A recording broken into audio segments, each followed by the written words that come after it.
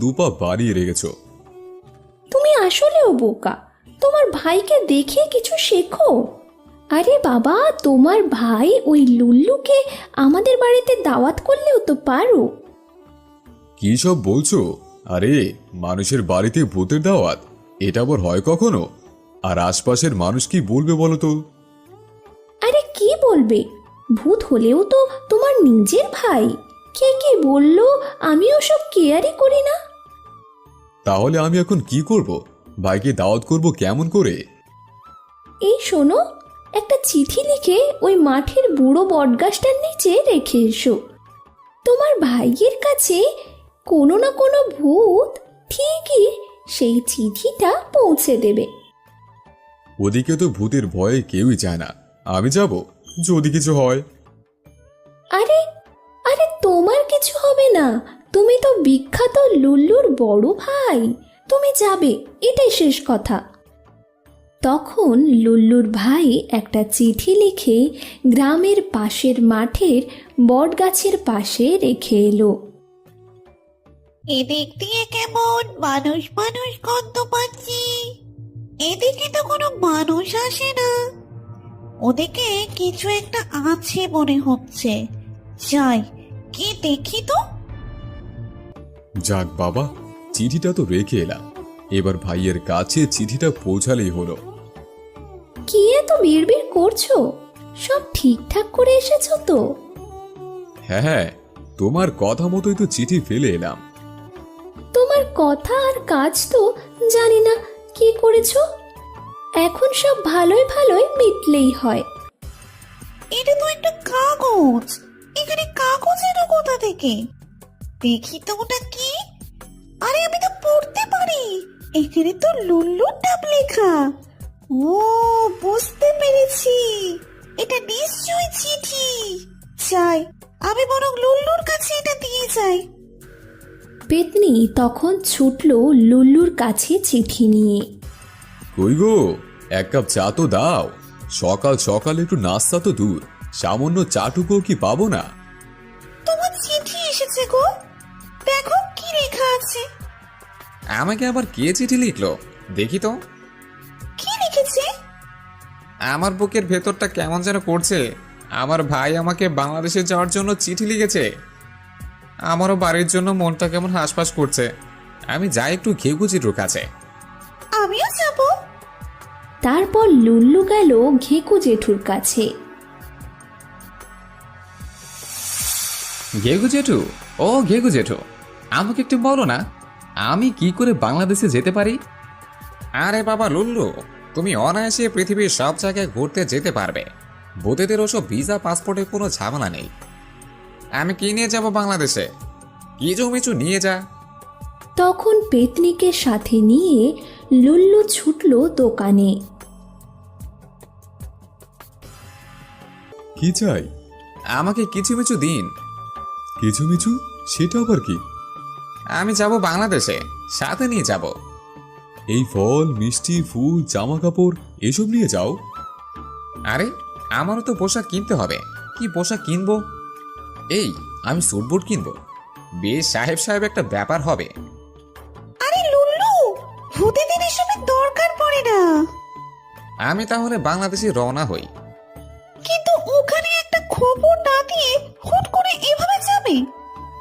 না না, বাড়ির জন্য মনটা বড্ড টানছে গো, আমাকে যেতেই হবে। আমি চলি, আবার দেখা হবে। তুমি যে বাংলাদেশে যাবে, তোমাদের বাড়ি চিনতে পারবে? সে ঠিকই খুঁজে নেব। আমরা তোমার অপেক্ষা করব। এরপর লুল্লু ছুটল বাংলাদেশে। সবকিছু কেমন যেন বদলে গেছে। আমাদের বাড়ি যে কোনটা ঠিক ঠাউর করতে পারছি না। এদিকে না ওদিকে, নাকি ওদিকে? দূর, এখন কোন দিকে যে যাই? কি গো, অমন এদিক ওদিক করছে কেন? সবে তো চিঠি ফেলে এলাম, পাবে কি পাবে না তারও কোনো ঠিক নেই। আরে বাবা, ওই বুড়ো বটগাছটার নিচে নাকি সব ভূতেদের আড্ডা। আমি তো ছোটবেলা থেকে এসব শুনেই বড় হয়েছি। এতক্ষণে হয়তো চিঠি পেয়েও গেছে। গাছে কাঁঠাল, গোফে তেল। বলছিলাম যে বাড়িতে কেউ আছেন? কে? ওরে বাবারে, এই তো দেখছি ভূত। আরে থামো না, তোমার ভাই লুল্লুও তো হতে পারে। আরে জিজ্ঞেস করো না। আরে আমি তো লুল্লু, আমার ভাই। সবকিছু কেমন বদলে গেছে। আরে লুল্লু, তুমি ভেতরে এসো, বিশ্রাম নাও, খাবার খাও। তুমি ক্লান্ত, কত দূর থেকে এলে বলো তো? সেই ভালো, বাকি কথা না হয় পরে হবে। চলো চলো, বড্ড খিদে পেয়েছে। কত খুঁজে খুঁজে এলাম বলো তো। আর নাও এগুলো, এইসব তোমাদের। তুমি কি ভালো, ওখানে সব আছে, তুমি খেয়ে ঘুমিয়ে পড়ো, কাল কথা হবে। যতই হোক লুল্লু এলো বাংলাদেশে। এ বাবা গো, এটা আবার কি খাবার? শুকনো ভাত, আলু ভর্তা আর এই পানের মতো পাতলা ডাল। বাড়িতে অতিথি আসবে, একটু মাছ মাংস নেই। আসলে ওরা হয়তো জানতোই না আমি আসবো। থাক, আজ আমি খুব ক্লান্ত। আজ বরং এসব দিয়ে কোনো মতো রাত পার করি, বড্ড ঘুম পাচ্ছে। ভাই তো এসেছে, এখন ওর যত্ন নিতে হবে। ভূত বলে ভাইটিকে একটু জড়িয়ে ধরতে পারলাম না। যত্ন করবো কেমন করে বলো তো? ও তো আর মানুষ নয়। ও কি খায় কি পরে কিছুই তো জানি না। আর এসব কি জিজ্ঞেস করা যায়? বলছি শোনো না, আমি বরং সকালে গিয়ে ভালো করে দেখে কিছু মাছ কিনে নিয়ে আসবো। শোনোনি, ভূতরা মাছ খেতে ভালোবাসে। মাছ সে তো অনেক দাম। তুমি পারলে পাশের পুকুরে একটু জাল ফেলে দেখো, কিছু চুনোপুঁটি পেলে নিয়ে এসো। দুপুরে গরম ভাত আর চুনো মাছের টক রান্না করে দেব। তারপর তুমি হাটে যেও, মাংস এনো। অতিথি তো আপ্যায়নের ব্যবস্থা করতে হবে, তাই না? তাছাড়া ও ভূত বলে কি খিদে পায় না? আহা গো! ও বাবা গো, ঘরে তো মশা এলো কোত্থেকে? ও, আমি তো একদম মশার কামড় সহ্য করতে পারি না। দাঁড়া, তোদের দেখাচ্ছি মজা। তখন লুল্লু জোরে ফু দিতেই সব মশা পালিয়ে গেল।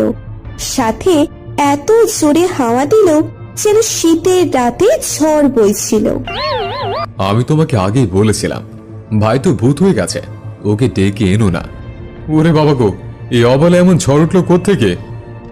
এ বাবা, এই তো দেখছি থেমেও গেল। কিন্তু এই শব্দ, এটা কোথা থেকে আসছে? তোমরা বাড়িতে আছো? কোথায় গেলে গো? বাইরে এসো। কি ব্যাপার, আপনি এত রাতে এখানে কি করছেন? তোমাদের বাড়িতে কি হয়েছে? একটু আগে তোমাদের বাড়িতে আমরা খুব জোরে বাতাসের শব্দ পেলাম, আর এখন এই আওয়াজ। কি আছে তোমাদের বাড়ির মধ্যে? না, ও কিছুই নয়।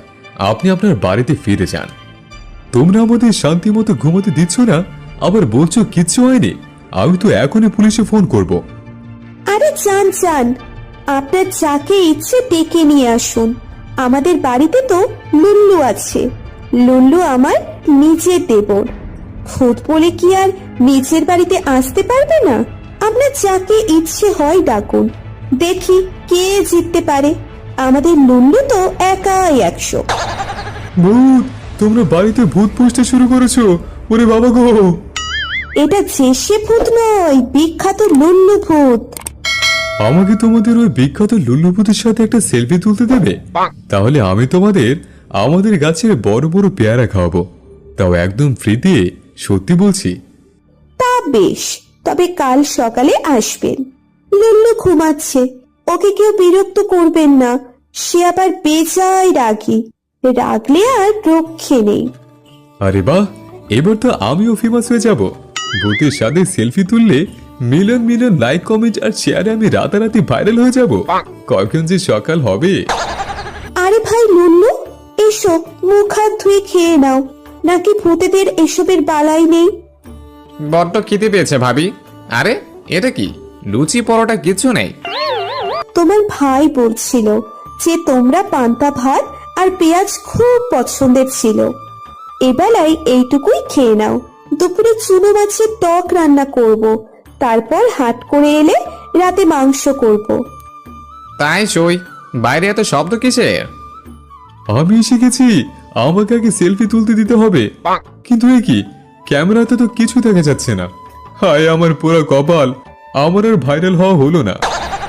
হাই হাই, ভেবেছিলাম লুল্লুকে দিয়ে সেলফি তুলতে, আসলে সবার থেকে এটা ওটা ফ্রিতে খেতে পারবো।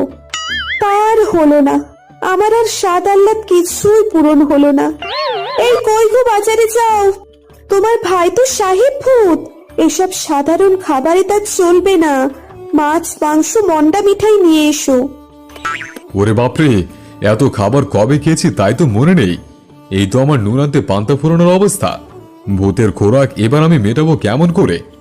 একে হয়তো বলে সুখে